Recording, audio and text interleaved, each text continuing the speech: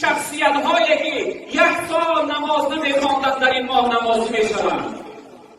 این بزرگی این ماه است که انسانی که 1 ماه سر و سجده الهی را ندیده بود در این ماه خجالتمند شرم‌آلود خشوع میکنه، طهارت میکنه، لباسهاش نمازی میکنه و سوی مسجد میآید. سبحان الله.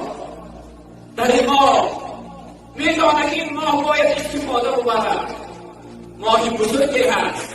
شخصیتی که نماز میخواد اما 1 سال مسجد نآمده بود در این ماه مسجد میشود، نماز تراویح میآید. شخصیتی که 1 سال نماز شب نخوانده بود در این ماه نماز شب خوان میشود. اینها از بزرگی این ماه هستند. برادران عزیز، ماهی مبارک است، پربرکت است، ماهی محبت است، ماهی وصال است. هر شب